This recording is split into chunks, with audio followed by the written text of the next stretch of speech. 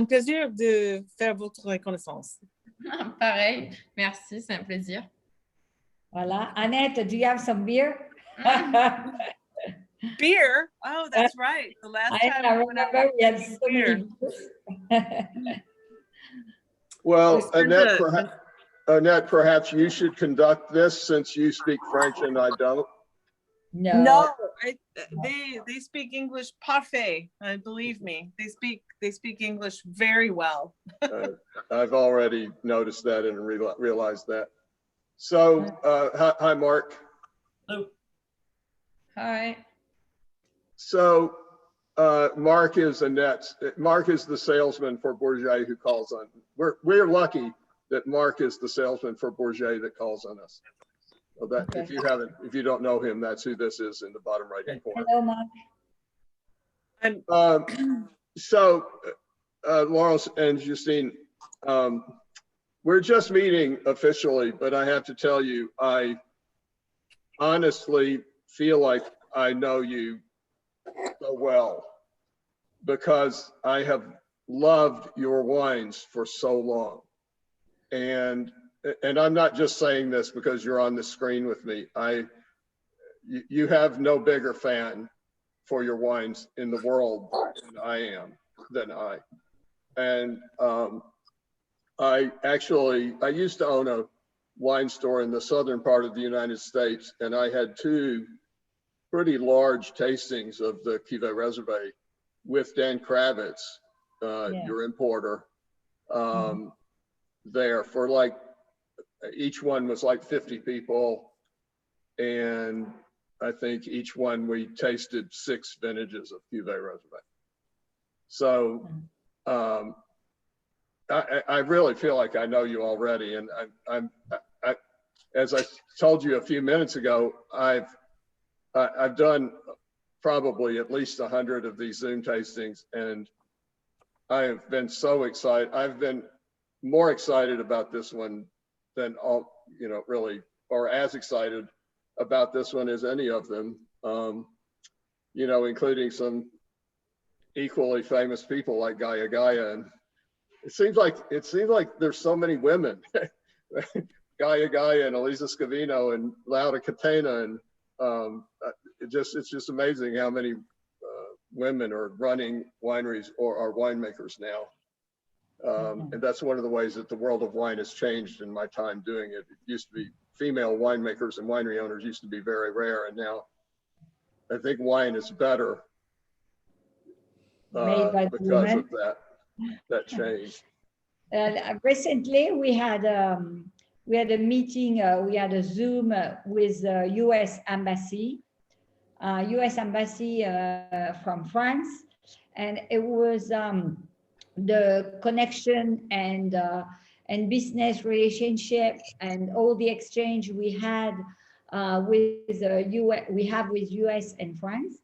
And Cathy Carizon, she was online really to explain her experience, her life in the wine. That was very interesting. So Cathy Carizon, she's very famous, like Laura Catena as well. Ah, yeah.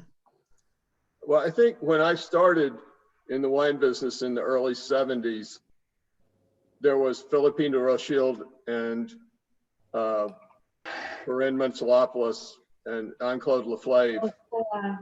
And Turley as well. Louise Leroy, and that was about it. I mean, there were kind of 4 women that you knew about. But Turley also, no, Turley. Well, then Helen Turley came along, and Heidi Barrett, and in California. Now, there's the new generation, Jasmine here. Well, we had one of these tastings with Elisa Scavino from Paolo Scavino and Barolo, and she said that if you want to have female children, you need to drink a lot of Barolo because all of her generation in Piedmont is female. So Gaia and her, and it's funny. Anyway, we're not here to talk about Scavino. We're here to talk about Pegau. One thing is Dan Kravitz, who used to, I assume Handpicked Selections is still your U.S. importer, but I knew Dan pretty well, and he told me as the pronunciation of Pegau, he told me that, Laurence, you say Pegau, and your father says or said Pegau, because the dialect in the Southern Rhone is that Pegau would be pronounced Pegau, but you have traveled the world and you speak it, you pronounce it the way they would in Paris, which would be Pegau. Is that true? In fact, you know, when you have a Pegau, is a Provençal pronunciation. Is we are in France, we are in a part of Provence, and we have a dialect, the Provençal, and this language is not used anymore. But some people, like my father's age, there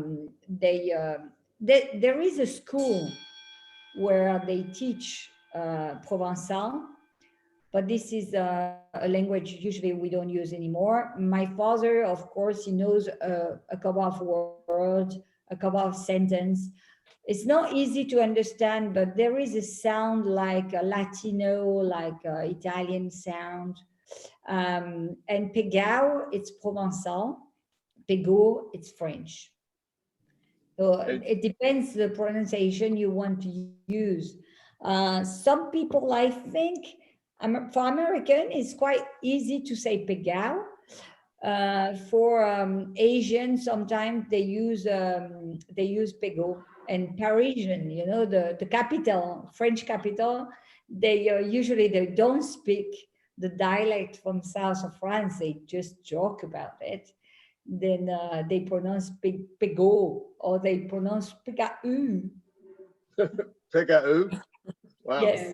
Well, what do you say?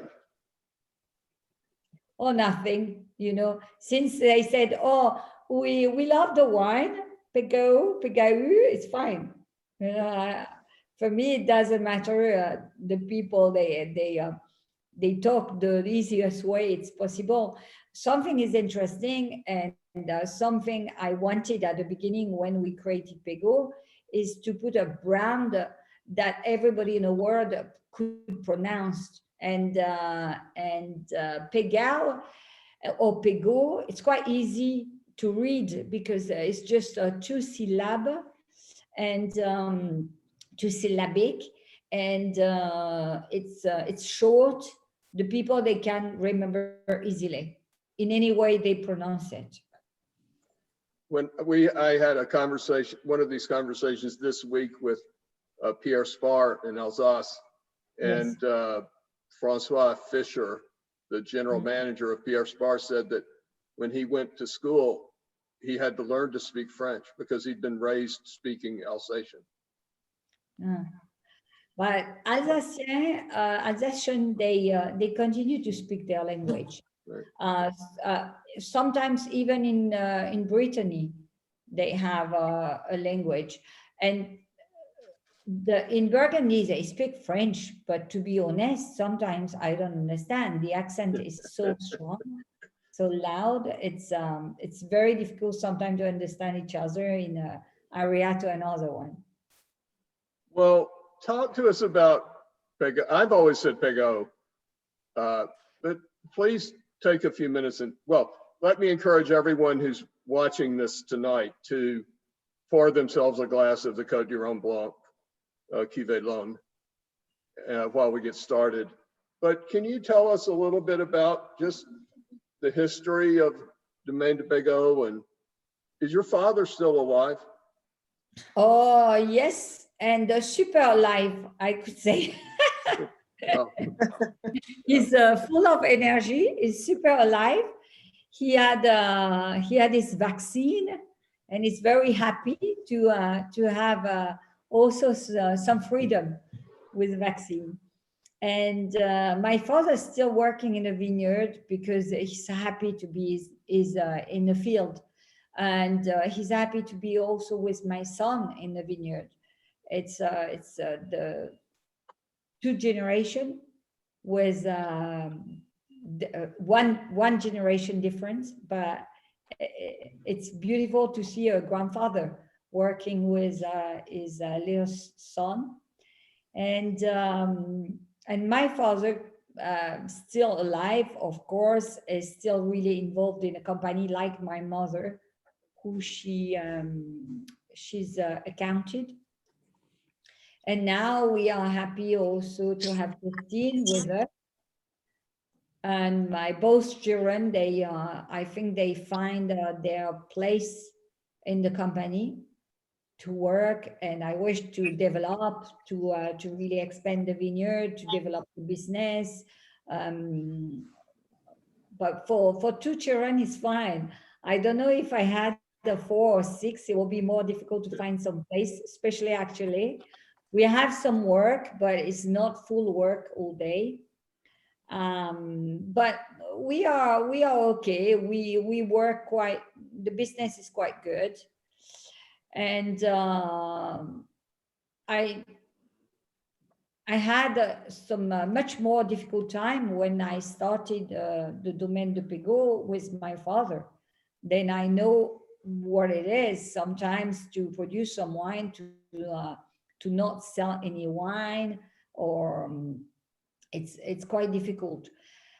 And we are comfortable in this difficult time with the virus.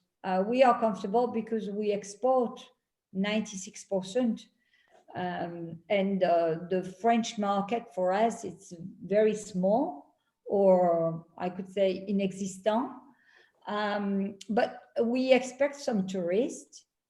We would like to have more tourists in the village, to have some the contact, to talk, to exchange, to teach, to educate. The Zoom is fine. We are happy with that, but it's quite difficult to not. Sometimes it's difficult to express all the feeling and the sensitive way of the wine when we are just behind the screen. This is quite difficult. Why? So for the Pegau, we created the domain in 1987. And we created the domain. My father was already winemaker with his parents. We created the domain because I didn't want to work with my uncle, uncle, aunt, and cousin. Then we decided to be completely, to split and to create the Domaine Pegau. And I picked up the name Pegau or Pegau because it was Provençal. It was, that means a wine jug, a wine pichet. It was connected with wine. And also that pichet was found in around the Papes Palace in Avignon, because that pichet was used in the 14th century when the Pope, they arrived in Avignon and Châteauneuf du Pape.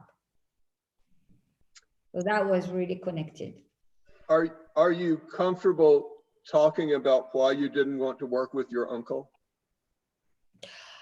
Or because, you know, when the youngest arrived in the company, before I could say, because now I don't do that with my daughter or my son, but usually before, my uncle, aunt, and cousin, they were older, of course, and I had to do all the job was not very pleasant. I mean, even if I study in the wine business and also viticulture and enology, they wanted all the time wipes. They wanted I clean the vat, I clean that, and I think I had another value really to do that, so I didn't want to stay there. The Because word you were using, winery. Sorry. the word you were using, that Pegau means pichet in English. Just for the people watching tonight, that the English word is pitcher. So it's a little wine pichet or pitcher that you named the winery for. And also, just for clarification, you've referred, just because some of the people watching this tonight may not understand, you've referred a couple of times to Provence. Provence is the department that the Rhône Valley, that Châteauneuf du Pape is in. Yeah, so it's different. When we talk about Provence, is a French area. It's huge. It's a large part. Is a southeast of France. When we talk about the Rhône Valley, it's different because the Rhône Valley starts from Lyon, and Lyon is not Provence. Right. The Rhône Valley is on the vertical section. I mean, Lyon to Avignon. And we are only 1 hour drive from Marseille, which Marseille is on the sea. And 1 hour from Marseille and 2 hours from Lyon. And we call it Rhône Valley because all the vineyards are along that corridor. It's a corridor. And we have vineyard along the both sides, but where we are is slightly more hilly and less steep than the north of Rhône. So from Lyon to Valence, which is the halfway, Valence, Lyon to Valence, this is the Côte du Rhône Nord, with Hermitage, Côte-Rôtie, Cornas, Saint-Joseph. And, you know, they have two types of grapes, mostly Syrah and Viognier. They have also some Marsanne, but Syrah and Viognier, they are the most important.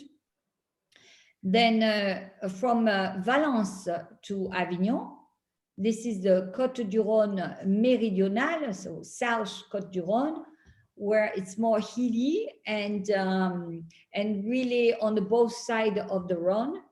We have different terroirs, we have different exposition, and we have many different grapes varieties. And this is, you know, completely different, but everything is Côte du Rhône because we are along the Rhône River. And I can just explain, in that case, I can explain the cuvée Laune. Laune means the white Côte du Rhône we have here. The cuvée Laune means, in fact, the little stream going, you know, along the main river of the Rhône. Because the Rhône starts his delta, that means the Rhône is goes slower to the Mediterranean, to the sea, and it starts to split. And then the Laune is a little river beside the Rhône. And we have the vineyard, the field planted next to that Laune, and we call it Laune. You mentioned the grape varieties. One of the, you know, questions on the Master Sommelier exam at maybe the second level is to name the 13 grape varieties allowed in the Southern Rhône. And it's famously that Chateau de Beaucastel uses all 13, but you do too, right? Yeah, for the Châteauneuf du Pape, we use the 13 varieties, but you have to understand the 13 includes the 5 white varieties as well. It's not 13 red, is so red and white together, because in Châteauneuf du Pape, we are allowed to produce some red wine when we mixed before the winemaking process, when we blend before the winemaking process, red and white bunches. The white bunches, they were added with the red bunches long time ago to give some acidity and nice flavor. You mentioned the hard work that your uncle would have been your job if you had gone to work with your uncle. My son spent a year working with Pierre Gaillard in Hermitage, and actually in 2005, he's a lawyer now, but he spent a year working at Pierre Gaillard in 2005, and they gave him those jobs, the jobs you were talking about. And I mean, it was brutal. I thought they were, you know, I thought he was going to go there and they were going to treat him like royalty because I sold a lot of their wines, but they gave him all the hardest jobs there were in the winery. And so I know, I understand, I have a very close, for almost firsthand knowledge of what you're talking about. It is important to remember, I mean, winemaking, owning a winery and making wine is romantic and magical and everything it is, but it's also really hard work. Yeah, right? You know, it's not really romantic when you have some wind, the Mistral, and we have a lot of wind, the Mistral. When the Mistral blow to 100 kilometers per hour, and it's very cold, like we are actually, we had a lot of wind and still windy today. The Mistral is the wind come from Scandinavia. And that cold wind goes over the France. But when it gets into the Côte du Rhône, the corridor of the Rhône, the wind takes speeds. And because it takes speed, of course, it's stronger. And because we are, I could say, south, we are south of the Rhône Valley, then it arrives here at the highest speed. Then here it's very, very cold and very windy and not easy to work in a vineyard. Well, he's 6'6", and he spent a lot of time with secateurs doing pruning in the vineyard. The vines are so low and the hillside's so steep, and in the summer it was so hot. You know, it was rough. I mean, he had a hard time, and he was only 18. I mean, he was young, but you know, he spoke French very well, and I just thought it'd be a great adventure for him. I'm not sure he will ever forgive me for the great adventure I helped him have. Well, you know, I had the same treatment with my father. It was the same. I worked all the time in the vineyard, but I learned a lot. And only when I started to export Pegau and to travel, I worked less in the vineyard because I had to share my time. Even Justine, this winter, she went to prune with a brother. Because the pruning, there's no machine to prune. We have to do it by hand. And today we have 150 hectares. 150 acres. And this is very long to prune. We have 50 acres of Châteauneuf du Pape. So average 24 hectares. But for US is 50 acres. And we have some, the others vineyard, we have average 90 acres of Côte du Rhône, plus like the Cuvée, plus the Vin de France, like the Plan Pegau we have tonight. We have average 22, 23 acres of Vin de France. And all that we have to prune by hand. There's no choice. Even if we are 10 in the company working full time, I need to employ some temporary people to prune the vines. It's very important. We had one of these conversations a couple of weeks ago with Marco Del Forno from Del Forno Romano in the Veneto, and he talked about how his workers are really unhappy with his decision to go to organic winemaking because they have these caterpillars that come out at 10 o'clock at night that eat the buds. And so they all have to work from 10 p.m. to midnight or later, removing with flashlights, removing the caterpillars one at a time, because if they didn't, they would have no crop. And if they're going to be organic, they can't spray them to kill them. So they're all working you know, in the middle of the night removing these caterpillars. There is this part of winemaking that is, you know, it's tough. It's tough, yes. To be organic, we can manage easily to be organic. To be in biodynamic, this is usually with the moon. Then, of course, by night, they have to do some job when the moon is perfectly match with the work we have to do. It's quite different. The organic culture, it's softer, I could say. At Domaine du Pegau, we work in organic culture for the red, but for the white, we practice the biodynamic. So biodynamic means really we have to match with the moon, and it can be at any time by a day or by night. This is quite complicated, but it's complicated if we have many hectares. But we only work in a biodynamic for the white, which is the white Châteauneuf du Pape is average 3 acres. So 3 acres, it's very easy to manage. But do on the red vineyard, it's impossible. Just because there's too many. There's too many, and we cannot really cover the work.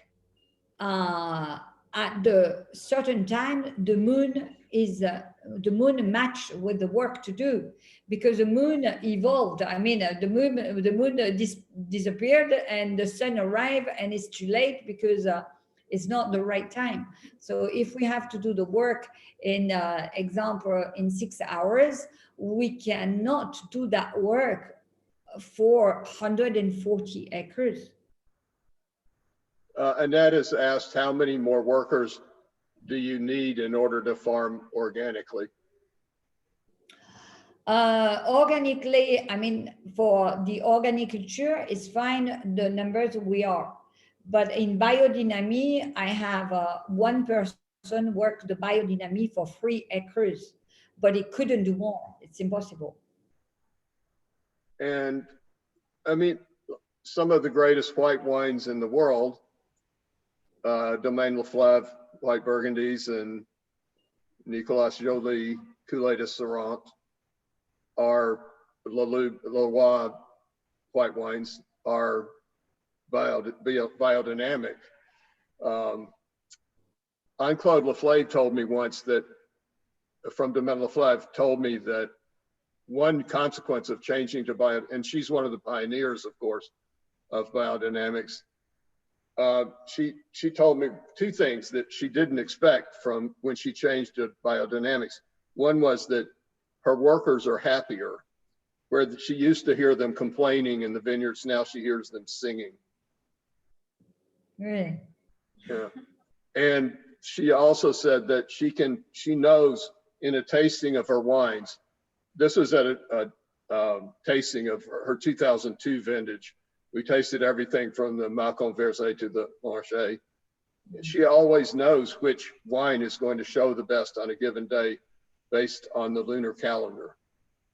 So you can predict which wine will show the best. All our bottling are with the moon. So we are bottling the wine, any wine at the Pegau, the range of Pegau, we're bottling the wine with a moon, fruit day, or flower day. This is very important. So we have the biodynamic calendar, and we follow that calendar always. To have the wine bottled will be more fruity or open and more pleasant to drink, for sure. If we bottled under a day with roots, that's a little bit, give the wine more harder, with a taste more earthy. Have you actually done that experiment and tasted the results of bottling the wine on different days and seeing what the result is? No, I cannot say I didn't experiment side by side. It's complicated. Yeah. But what I can say, before we had by the different bottling, we had some difference, because we didn't really check if it was flour a long time ago or roots or nothing, because there's days with nothing as well. But today, for me, the wine, they show more elegant, they show better, because we bottled all of them under flower of fruit day. Well, we're a half an hour into this. We should probably talk about the first wine. Tell us about the Côte du Rhône Blanc, the Cuvée Lone. So I explain Please. about the name Cuvée Lone. The Cuvée Lone, it's 40% claret.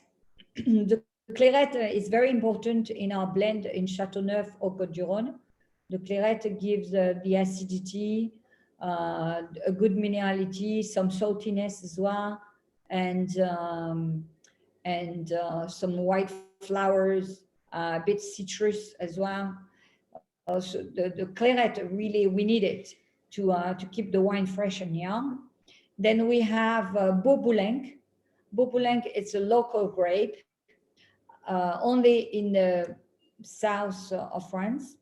Beauboulenc is quite juicy, slightly bitterness, and the bitterness, sometimes gives some freshness as well, like grapefruit. We have 20% Grenache white to give the characteristic of the Rhône white wine. And we have 10% Uni Blanc. Uni Blanc, not too many people they know. Uni Blanc is a type of grapes with a nice fruity and also elegant and citrus, a lot of citrus for Uni Blanc. Uni Blanc is the grape in cognac, right? Yes, yes, but I like it because here it doesn't bring too much alcohol, it doesn't bring too much color, so this is perfect really to give some juice and we have to use it only maximum 10%, no more than in the blend. This is a regulation, no more than 10% in the blend. I can see a little questions between Château Pegau and Domaine Pegau. Right. Domaine, in France, we have a regulation for the company, I could say the vineyard structure. In Châteauneuf du Pape, all our fields are parcel out. I mean, I have maybe now 6 or 7 different fields on the east of the appellation, on the south, and with different terroirs, which is very interesting for the blend and for the different terroirs and different type of grapes. So Châteauneuf du Pape, because it's parcel out, we have to call it domaine. We have a house at one place, one address, and all the vineyard is parcel out. It's why we call it domaine. Concerning the Château Pegau is only for the Côte du Rhône. The château means when we have a large building on one estate and all the vineyard is around the château. Is why for the Château Pegau, we have the large building and the 90 acres all around the big building. Is why we call it château. If it was a clos, because you talk about Burgundy, clos means usually when we have some wall around that wall with the old stone built long time ago, like Clos de Vougeot, then of course Clos de Vougeot means it's surrounded by the wall. Well, it's really a lovely wine. this is a stupid question, but are there fish in the Rhône? Are there fish in the Rhône River that you like to eat? The Rhône is not very sane, I could say, because it's not really nice, because we have, the Rhône is really useful for the economy, because the Rhône is the longest river. No, useful? Yes. No. The Loire is the longest river. I mean, the Rhône is very long, Right. and very large and very powerful. And we use it in the north of the Rhône. They use it for the nuclear to cool it down, the cheminée. They use it for a lot of industries. There are fish in the Rhône, but to be honest, I don't eat the fish in the Rhône. No. Well, you can get We some. have I you can know get- we have a cat, catfish. Well, The catfish. We have a catfish. I've eaten a lot of but- I've eaten a lot of catfish in my life, but I'm not sure I Yeah. would want to eat them from And the we road. have also eel. Eel? Yeah, eel. Yeah. Eel. Well, Yeah. you can get rouget or Saint-Pierre from the Mediterranean and Yes, but not for the Rhône. not from the road. There's another questions about what? About the terroir. For the Cuvée Rhône, the terroir, it's clay because it is along the Rhône River and is more loess, covered by stone. At the Château Pegau, all the terroir is covered by raw stone, exactly the same than Châteauneuf du Pape. But underground, it's clay and it's not very rich soil, not very rich.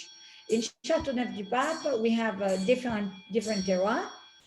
On the appellation, we have 4 terroirs, but for Domaine du Pegau, we have 3 terroirs. For the appellation, there is limestone. We don't have limestone at Domaine du Pegau, that the part of the west of the appellation.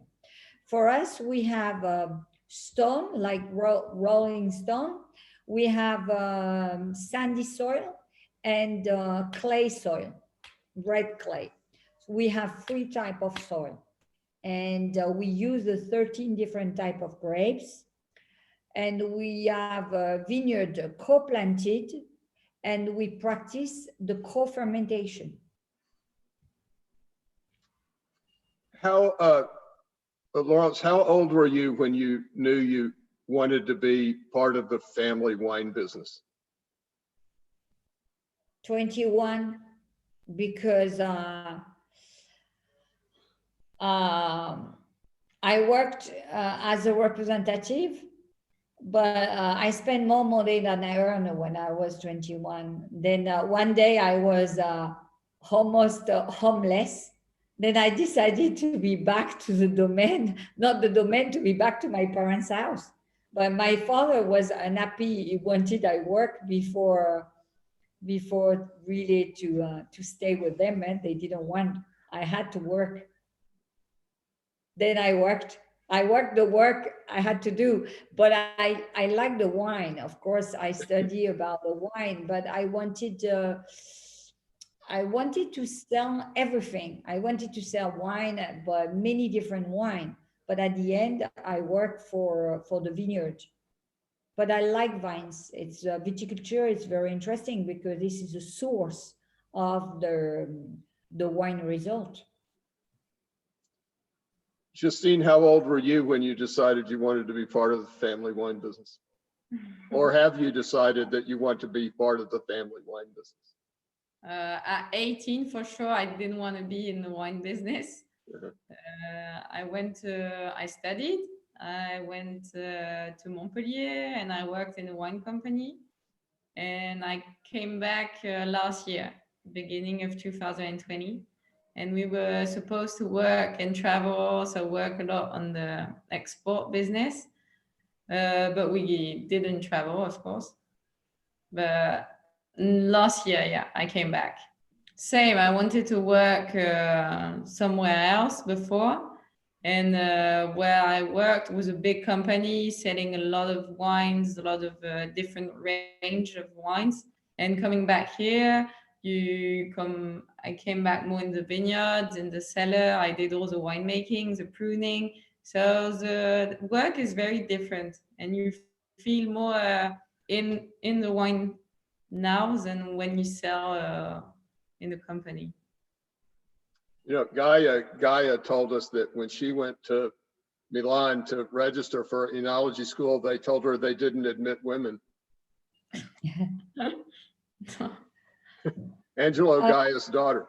They weren't going to allow her to go to enology school. Imagine that could be the case not that long ago. No, terrible. Il y a une autre question. There's okay. Annette is asking about why the co-fermenting. Yes, the co-fermenting is not to set the color. Not really. This is not the first point. The co-fermentation, it's I always compare the co-fermentation like when you do a wash machine with a cloth from different color. You make the wash machine with a hot temperature, and you have different color, and that everything is better mixed and blend and integrated. Then, of course, the only type of grapes here in Châteauneuf du Pape gives some color is Syrah. Then with the Syrah, it's not this, is the same type of Syrah from the north of Rhône, but because we are in the area where is hotter and drier, the Syrah, it's not very concentrate, but I mean, a very juicy and black color in the skin. Then the Syrah gives the color for sure. But we have also Cinsault, very elegant. We have the Mourvèdre. It's what you have to remember. It's a GSM, so Grenache, Syrah, Mourvèdre. The Mourvèdre is quite important here. Is against oxidation of the Grenache. The Mourvèdre is quite ripe. Give some animal taste, a little bit gamey, but that will be when the wine will age. But what I like is the co-fermentation with a full cluster. This is very traditional. And the co-fermentation, of course, all the different type of grapes, they will be very well blended together. And they will give a proper taste and a proper, I would say, way and line we want to have. Beside, we have this stamp, because we make the wine with a full cluster. That brings some acidity, tannin, spine, and structure to age the wine longer. At the beginning, the wine might be a little more tannic than some others Châteauneuf du Pape you could taste. We have tannin from the skin, we have tannin from the stem. It's quite, sometimes it could be hard, it depends the vintage. But in general, for me, the wine is better structured by this winemaking process. Also, we have our plots that are co-planted. So on one single plot, you will have Grenache, Syrah, Mourvèdre. So during the harvest, we decide to pick a plot one day. So we're gonna pick all the vineyards and go to the winery and ferment all together.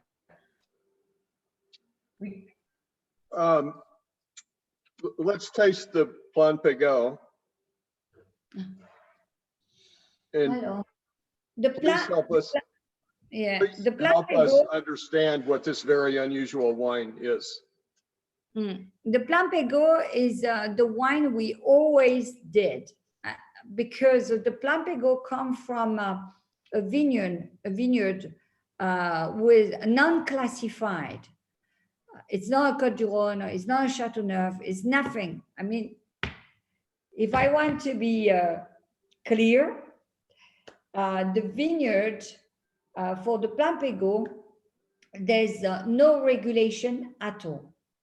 We can plant any type of grapes we want. We want produce as much as we want. We can blend the different vintage. So the Plan Pegau gives us the freedom, and it's rare in France, to have some freedom to produce what we want. We always looked for a style, a wine style. And the Plan Pegau, we always had a field just next over the Châteauneuf du Pape board. And our first field, our first vineyard was Plan du Rhône. That means flat. That doesn't mean project, it means flat. So Plan du Rhône, because our first vineyard was beside the Rhône River. And we decided to call it Plan, but Pegau, Plan Pegau. And the Plan Pegau, because we wanted to have that sophisticated wine style, we decided to blend a different vintage. And we decided to blend a different type of grapes.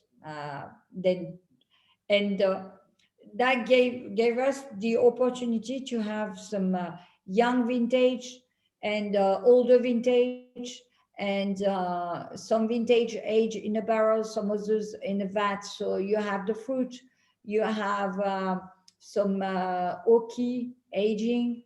This is very interesting. And today, so it's few years now, I created that neck label with a sort of clock cadran. You know, in France, when we blend the vintage, we are not right to write the vintage.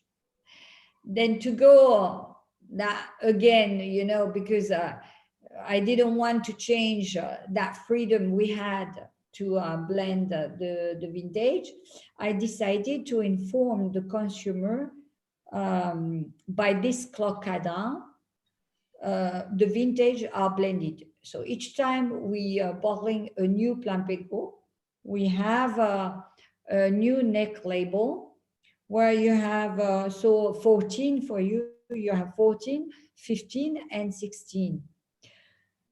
On the other side, you have 20, that means 2000. So 20, 2000, 14, 15, 16. All the time we have a free vintages blended in a Plan Pegau. Vintages, I mean the youngest vintage, age from the vat, the oldest vintage age into the barrique, the old oak barrique. What do you want this wine to be? What are you trying to produce with this wine?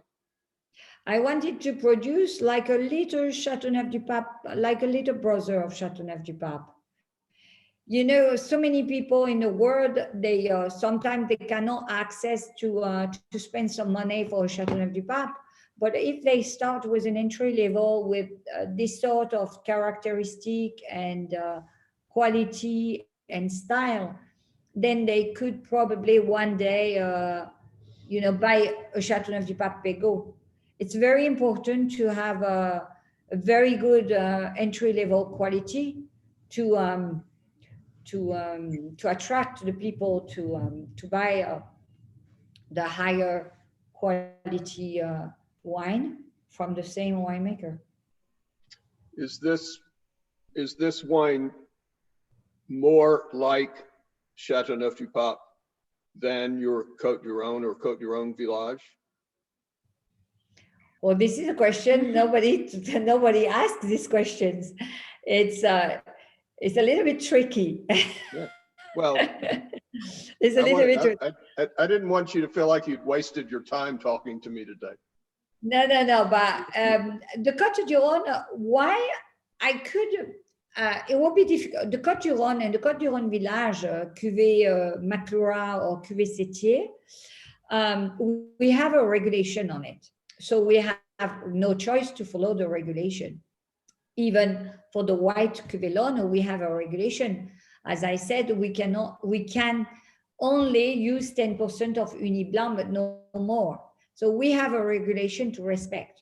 And to have an appellation like Côte du Rhône Village, we have to respect the type of grapes, which is Grenache, Syrah, Mourvèdre, and Cinsault. Sometimes the Côte du Rhône is more restrictive than the Châteauneuf du Pape. Concerning the vintage, of course, a Côte du Rhône, when we put the vintage on the label, that means this is a vintage we cannot blend. It's less flexible, but for the Côte du Rhône, I wanted to produce the Côte du Rhône like a real characteristic and authenticity of the Côte du Rhône. The Côte du Rhône is not sophisticated, but is an expression of the terroir, the type of grapes, and the winemaking process without any aging in the barrels. It is what it is. It's almost an educative wine. You know, it's a wine will educated you by tasting a terroir well-defined, a wine, a characteristic well-defined, and a vintage well-defined. For the Paul and Odette, this is more temper, this is more character for the winemaker.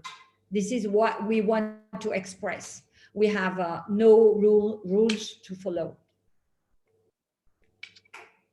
Well, it's either 6, 5, or 4 years old, or some combination of that, or no, 7, 6, and 5. It's 2021, but it's to me it seems youthful. It's rich, it's weighty.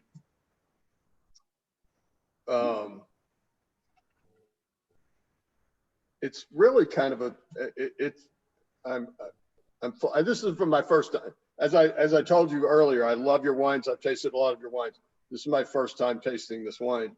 I'm a little bit perplexed by it because I think it's more special than I expected it to be. It's a pretty fantastic wine. Yeah. And it's different, you know, it's different. So there's Merlot in this. Some people, they don't like Paul and Odette because it's too spicy. And sometimes slightly drier in the mouth. Some other consumers, they like the Côte du Rhône because it's more juicy, is younger and fresh. It's different. Some, you know, the consumer, they regularly drink some, I could say, quality wine or sophisticated wine with some spiciness. They will like the Paul and Odette. Others, they like the Côte du Rhône with black, juicy fruit. Well, I like it a lot. Especially at the price. I mean, as you say, not everyone can afford the Cuvée Reserve, even though for the quality of wine it's not very expensive. And this can be an opportunity for someone who has $20 to spend to have an experience with your wines that they can afford. And in the context of what $20 red wines are these days, it's pretty fantastic. Honestly, I think it's fantastic.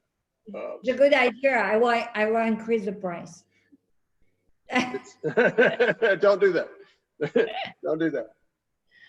Because Annette won't, and then Annette won't make any money, and we want Annette to stay in business because she's a great partner to us. So, Laurence, is there anything that you would like to do that your father won't let you do? Sorry? Well, there's My father, I've had this, you know, as I said, we've had about 100 of these conversations, and a lot of times there's generations involved, and my father always say no to me, but I always fight to do what I wanted.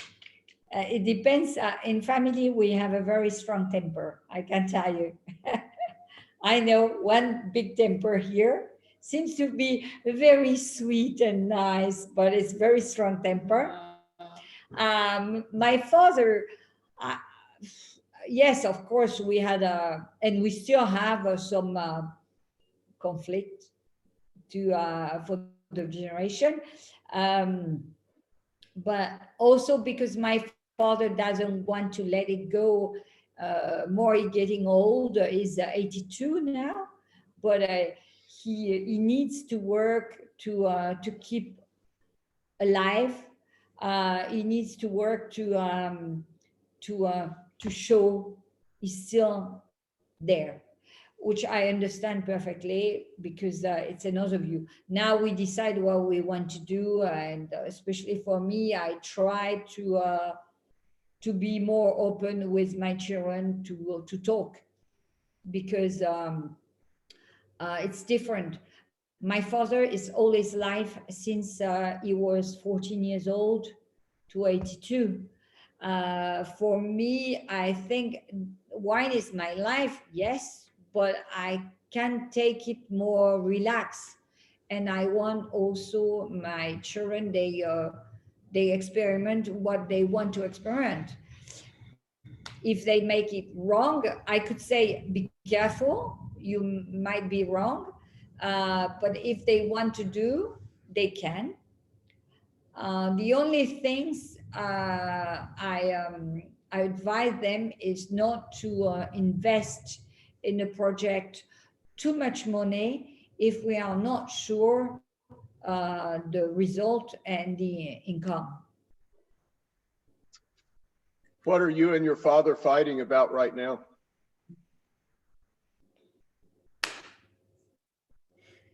About working soil. About what? He wants to plug all the time, and I'm not completely agree with that. I'm not sure what you're referring to. He wants to plug? He wants to work the soil with a tractor. Oh, because he's happy on his tractor. Because he's happy on his tractor, and he wants to teach my son how to work the soil with a tractor. So he goes to work the soil all the time.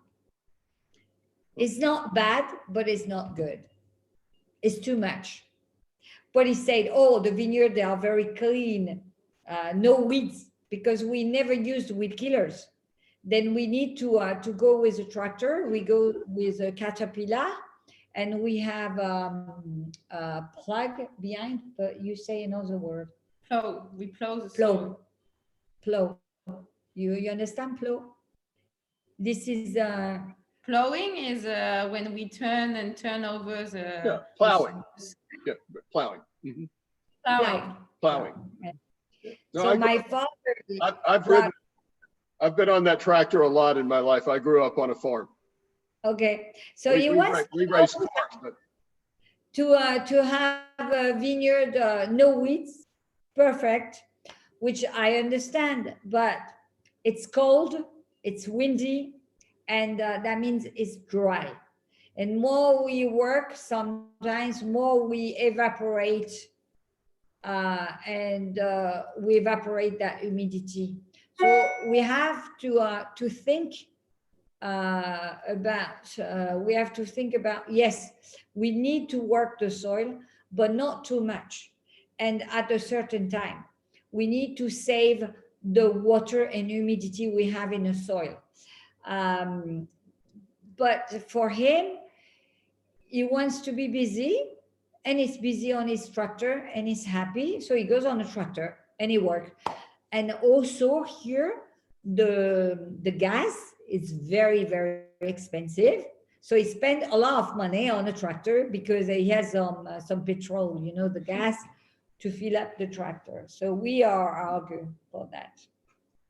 Maybe you could remove, I don't know what it's called, but maybe you could remove that piece on the bottom of the tractor that turns the soil, that plows the soil. And you could ride the tractor without turning the soil, without plowing the soil. Yeah, I will do it, but he will spend some gas anyway. And Justine, is there something you would like to change that your mother won't let you change? Well, I have lots of projects for Pegau to move on biodynamic, organic culture, maybe work with a horse, plow the soil with a horse. So it's lots of projects, but it takes time. And I'm not going to fight with my grandfather and my mother. So for the moment, I'm just getting busy with my work, and all those projects will come later. But I think we're on the same stage, but we need to get my grandfather a bit more into innovation and into the earth protection and all that. I have no space for the horse. Well, I mean, you could use oxen instead of horses. He likes spending his time using gasoil, and I like horses. So maybe you could teach him to ride a horse instead of driving a tractor. Well, he doesn't want to, because when he started working in the vineyards, he was working with the horse. So for him, is not bad memories, but it's hard memories, because he spent the all day behind a horse under 40 degrees all his summer when he was teenager. So it's different. It's difficult for him to move again to the horse. Oh, so Justine, is it your vision that 25 years from now, the red wines will be biodynamic also? It is, yes. So you need to hire people in order to be able to farm 500 or 150 acres biodynamically. Yeah, maybe. I think biodynamic will also evolve and move over as well with different technologies. So with time, it will be also easier for producer to work in biodynamic. Well, let's taste the Châteauneuf du Pape 2018 Cuvée Reserve. Annette says it's gorgeous. I hope she's right. We still have our large barrels, which we call cask, in our cellar. We were washing them just a few days ago. No, outside. Yeah, outside. When my son came home from working with Pierre Gaillard, he had all these like lesions, you know, like sores on his arms and legs. I said, what in the world happened to you? He said, well, my last job, the last few days before I left, I had to clean out the cast, and they used, you know, the chemicals were caustic, and I didn't have any protective equipment, and it splashed on me, and it was, he looked like he'd been in a war. Sounds terrible working over there. Yeah, we never we use only water. Yeah, it was only water. Brutal. It was brutal. So the Châteauneuf, the Cuvée Reserve Châteauneuf du Pape is all 13 allowable grape varieties. So 8 red and 5 white. Is that correct? We have even more. Oh, we have a claret pink, claret white, claret gray. We have We have senso droit and straight, and senso lie down. We have terre noir, terre blanc. We have the same, we have Grenache blanc, we have Grenache white and Grenache red. Right. So we have 13 varieties, but after few varieties, there are decline in both color. We have 80% Grenache for the red Châteauneuf du Pape, 6% Syrah, 4% Mourvèdre, and 10% of the different type of grapes. The 2018, I really like that vintage. Remind me the 2014, 2013, quite elegant, fruity, a nice vintage. It was not easy. We had quite a lot of rain, is why the berries, they were big, and it was a very juicy vintage. Is why we have all this elegant wine, very easy drinkable, and I like it because you have the Pegau characteristic in this wine, but it's not too much, and it's soft, wide, integrated, and I like 18 really. I like this sort of vintage, elegant. When you said it has Pegau character, Mm. by the way, you have at various times today said Pegau and Pegau. But you say it has Pegau character. What do you mean by that? I mean, we have some fruit when the vintage is a young vintage, like this one is the last vintage we bottled, because we bottled it last November. And this cuvée réservé spent 2 years in a large barrel, and the large one, but still very fruity.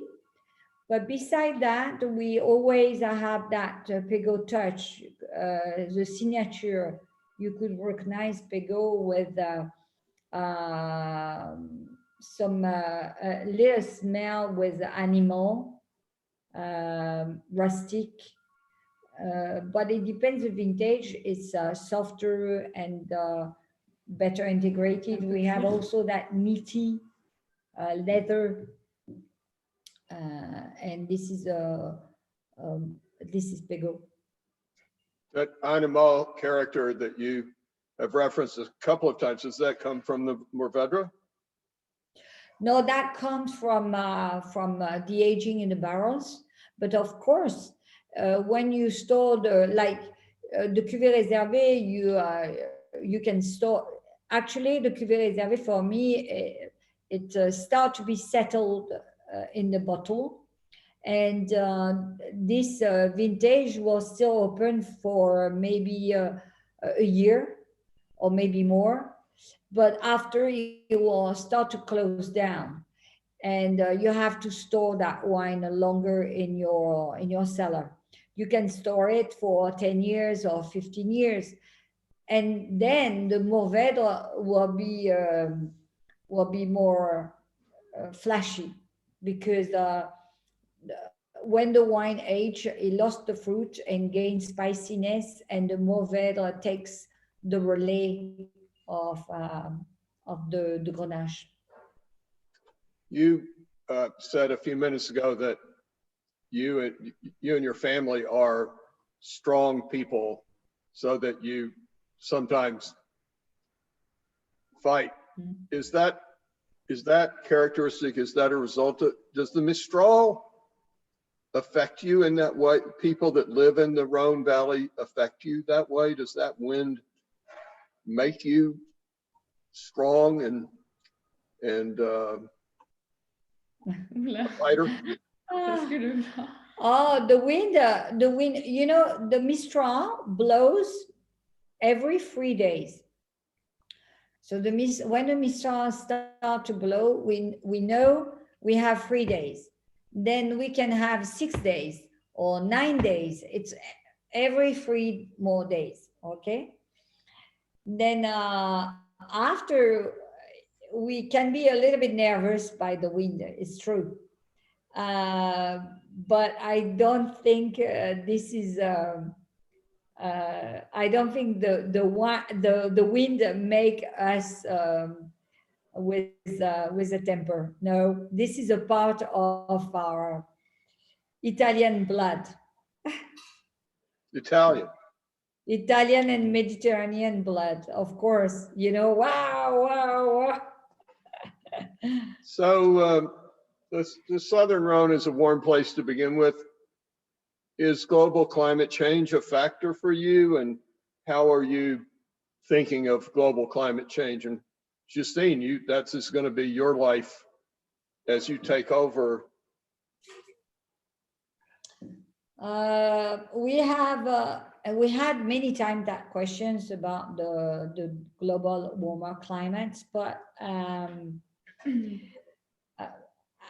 it's difficult for me. Justine, she's not agree with me when I said it's not very significant, the change in Châteauneuf du Pape. But what we noticed, and this is true, is the difference we have between the winter temperature and summer temperature. The season, they are not really, I could say, fixed. The season, they are slightly changing, but it could be very, very cold, and it could be very, very warm. It seems like we don't have, we don't have something to protect us. Like before, it was cold in the winter, even very cold, but we had the fall or the spring. But now it could be very cold and suddenly very hot, then back to cold. This is the problem we have today, because suddenly after 2 weeks with high temperature and the blues arrived, then the cold was back, but by minus, so something like frozen. It was not cold, it was frozen, the frost. And that can damage, that really can hit the plant. And this is a big problem, because we cannot really handle that, because we are all the time surprised. One of the themes in these conversations is this topic generally comes up, but that not so much that the world's a warmer place, but that weather is more extreme. So if it used to rain an inch, now it rains 3 inches. And if hail used to destroy 20% of your crop, now it destroys 60% of your crop. And if fires used to happen once every 4 years, now they happen 3 out of 4 years. It's kind of what seems to be the consensus among winemakers and winery owners around the world that we've talked to, is the extremes are so, the climate is so extreme. I mean, Marco Del Forno talked about in 2007, he was going to harvest on Thursday, and on Wednesday in 15 minutes, hail destroyed 97% of his crop. And if he'd harvested 1 day earlier, he would have had a normal crop, but because he waited 1 day, he lost everything. Yeah. In 15 minutes. We're so dependent of the climate. It's hard to get like a program and to follow and to have right things at the right moment, because it changes all the time. I mean, Joel Peterson from Sonoma, who's a very important winemaker in California winemaking history, talked about fires are the norm now. Where you used to have a problem with fires every 4 or 5 years, now it's every year, and you've got to deal with that. It's the new reality. What are you going to do? How are you going to protect your vineyards, and how are you going to protect, if there are fires, how do you protect the grapes from smoke? How do you deal with smoke in the vineyards when you're harvesting? And it's just reality. I agree with Annette, and 100% about the Châteauneuf du Pape. It is elegant and seamless and supple and delicious and a privilege to taste. It's another very, very fine wine. So we have some 2010 Cuvée de Capo. Can you tell us about the 2000? I know that you've only made Cuvée de Capo 7 times, is that right? Yes. And we're pretty proud to own some 2010 Cuvée de Capo. We'd like to own less of it, but we own some. Can you tell us about that? What I mean, can you talk to us about Cuvée de Capo and when do you make it and why do you make it, and about the 2010 vintage? The Cuvée de Capo, I wanted to, the first vintage was 1998. I wanted to do it because one of the barrels was, the barrel from Lacroix was amazing. So I didn't want to blend with in the Cuvée Réservée. So I kept it apart. Because the vineyard. Excuse me. I just want to, so one of the barrels of the 98 that was intended to be part of the Cuvée Réservée was dramatically better than the other barrels. Yes. In a great vintage, 1998, it was a really great vintage for Châteauneuf du Pape, right? But this one barrel was even better. Huh. And I decided to bottling apart, but I didn't know. I picked up the name Da Capo because my father is a fan of the tenor, the singer called Pavarotti. He's an opera singer.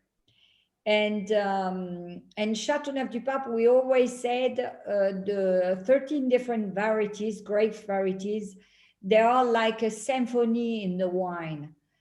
Each of the type of grapes they bring, they are not the different flavor, and it's why the Châteauneuf du Pape has all this harmony and a big change from a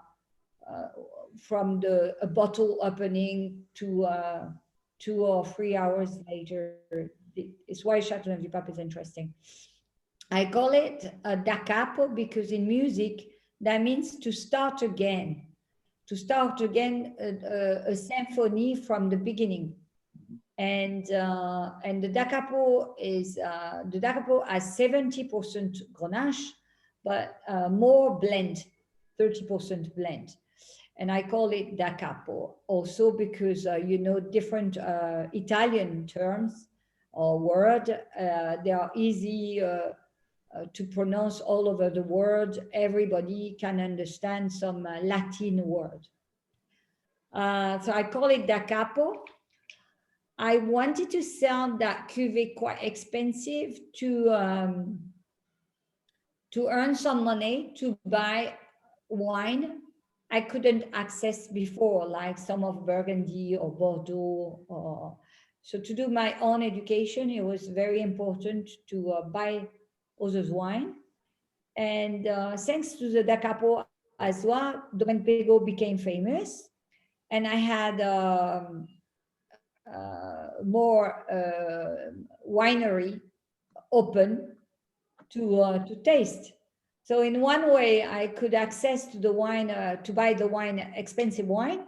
And in another way, I had the opportunity to meet different winemakers in the world and to taste their great wine. So that really changed our life. I could say our life because my father was happy to live a more comfortable life as well. Then 2000, so I did in 98, 2000, 2003, 2007, 2010, 15 and 16. I only do when it's a perfect vintage for the cuvée réservé, and it can be something separate, but doesn't change the quality of the réservé. Is why I'm just doing in the top vintage. The cuvée d'Acapo is a vineyard selection, mostly Lacroix, in the sandy soil.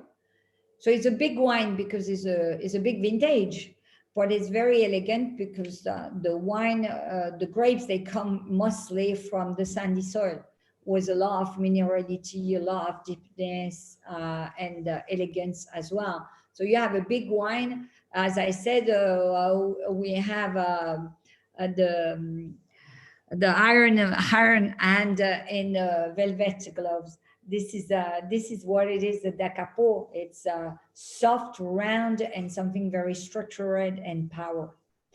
In 2010, I did the D'Acapo because it was a great vintage.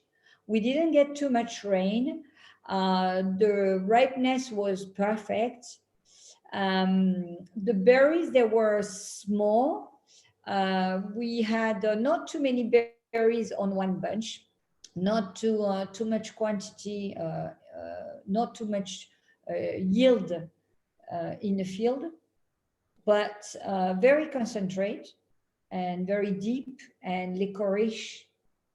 And 2010 were aged long time. 2007 was a bigger yield, very concentrate as well, but not the same style.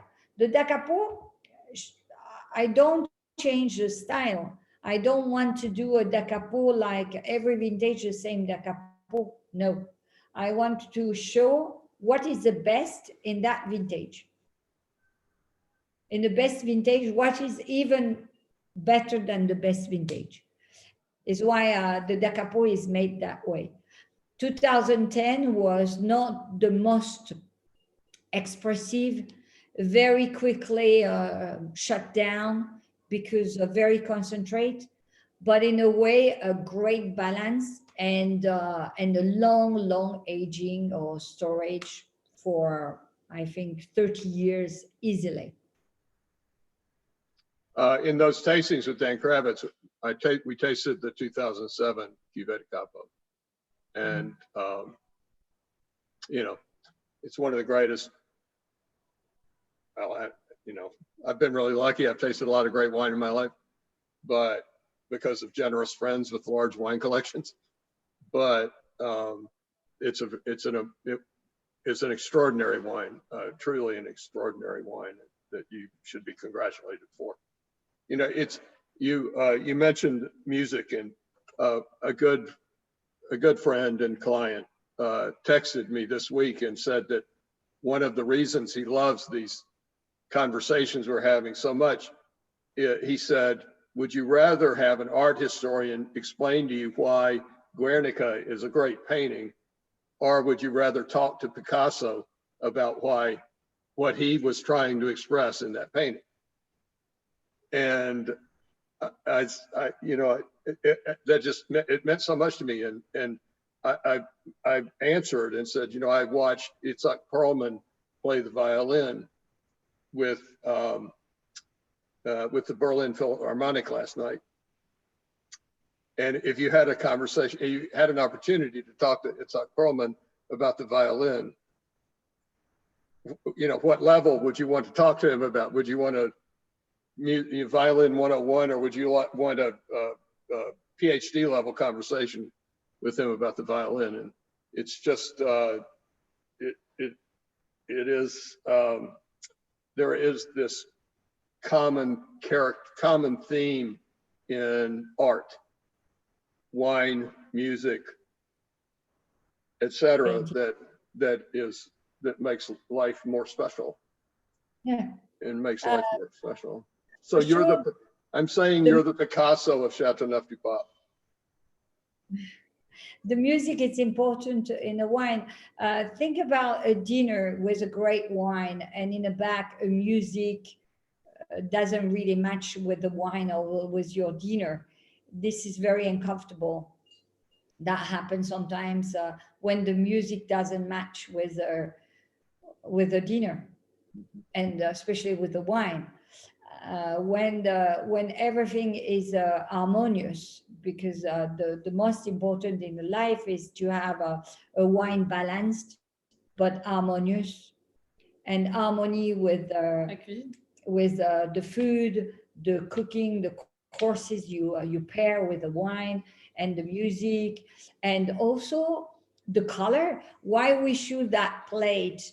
Because sometimes today, especially in France, we have a lot of chef competition on TV show, and you know, they have to choose the right pottery, the right plate to put the creation, the cooking creation. And if you choose the wrong color of the plate, doesn't really make you not really attracted by what it is in the middle. Everything has to really match, and this is very important, because this harmony in the life is not only the feng shui, but is something we have a feeling in our body and in our mind, and we need to be like surrounded like in a cushion, just to be soft, and just let go with the harmony. This is very important. I see the LeBron Yeah. James. I know he loves Da Capo. Well, please like tell him that we have some, and we will figure out a way to get it to him if he wants to buy it. I would like LeBron. I would like to meet LeBron. I'm a friend with him on Instagram. Wow. Yeah. Well, there is this huge culture of wine in the NBA now that he and Dwayne Wade and Carmelo Anthony kind of. LA, no, in LA they are a little bit better than they were, but the market was more difficult in LA than in San Francisco. San Francisco, for me, this is also a part of the culture for good food and good wine. LA, it was more difficult. But LeBron, I remember in one wine tasting, blind tasting, he picked two Da Capo. He picked 2003 Da Capo and 2007, I'm not sure, or 2010 maybe. He picked two different vintage of Da Capo in a range of the world wine. That was good. Well, things. if you will tell him on Instagram that we have some 2010 Cuvée de Capo, and we can legally ship to California, where he lives now, okay. I will find a way to thank you for the connection. Okay, I will try. I will say, hey, if you want some Da Capo, I will send him a message. Okay. I think we have 7 bottles. Okay, good. And I think we have the lowest price in the country for it. To catch LeBron.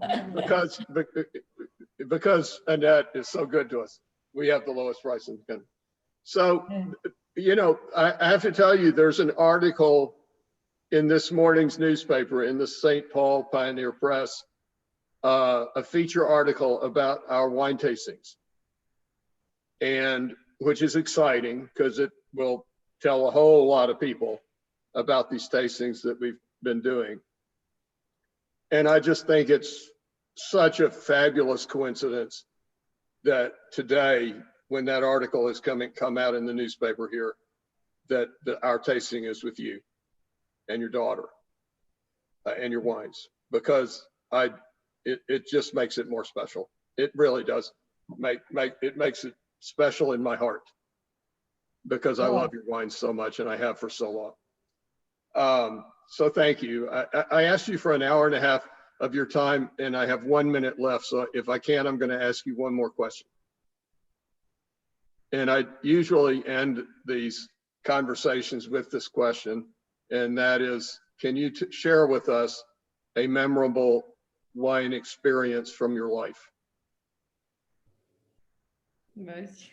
It will be simpler for you. For Justine, it will be easier because Okay, well, I'd love for Justine to answer that question. Hard question. We drank too many good wine in our life. Yeah. I like Burgundy wines a lot. I'm between Châteauneuf and Burgundy wines in terms of feeling and emotion in the wines. Burgundy. For me, I had, I'm a fan of sine qua non. Really? Yes.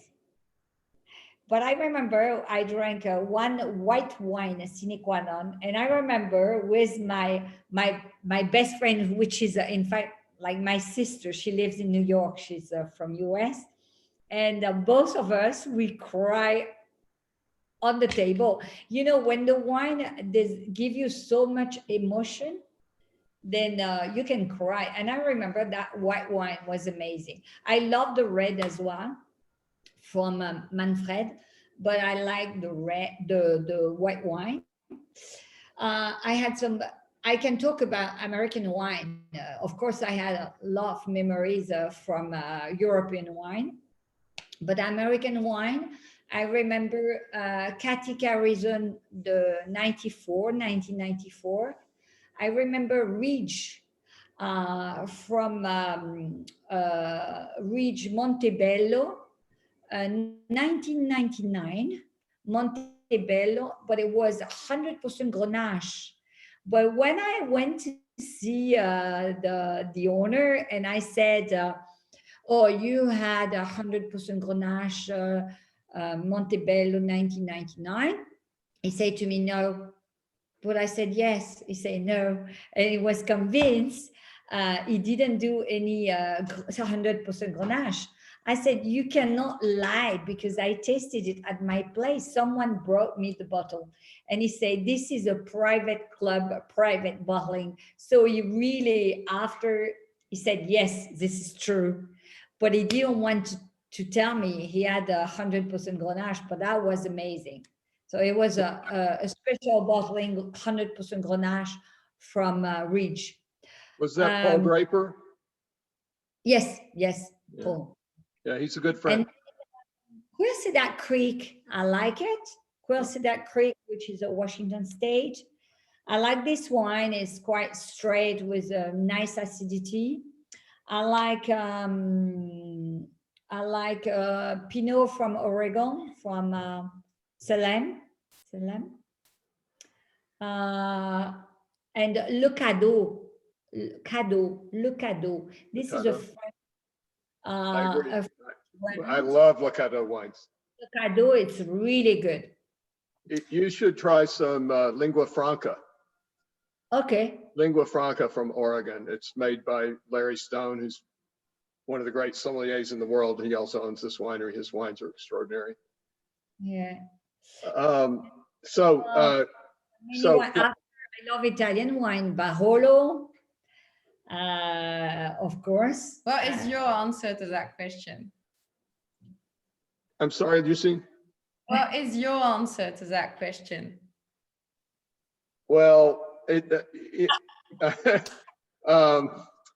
you know, it's a long story, but I actually, if you Google Glamis Castle Lafite, Glamis Castle Lafite, 1870,